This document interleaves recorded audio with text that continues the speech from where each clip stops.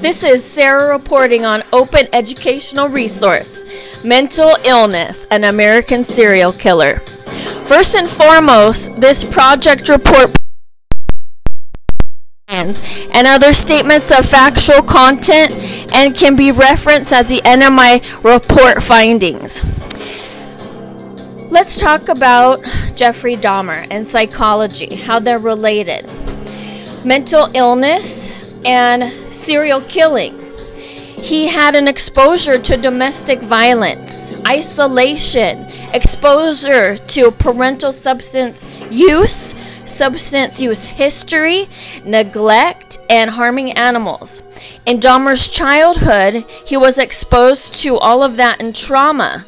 In my opinion, when I see Jeffrey Dahmer's childhood, I see psychological disorders such as abnormal behavior, clinical depression, major depressive disorders, which caused severe symptoms that affected how he thought, felt, and handled day-to-day activities. Let's look at Jeffrey Dahmer's childhood. Jeffrey Dahmer was the second-born son of Herbert Dahmer, father and educated. He was a research chemist, and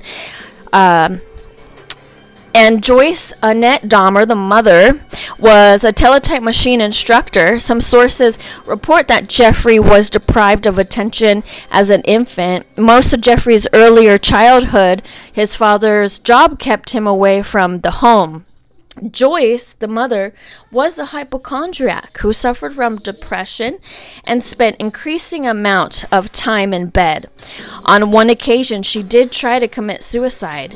There was discord within the family unit with arguments of combative issues. Then, on one of his school teachers noticed a recalled early sign of abandonment due to his father's absence. And we could go into parenting, He began collecting large skeletons of small animals and would preserve them in jars.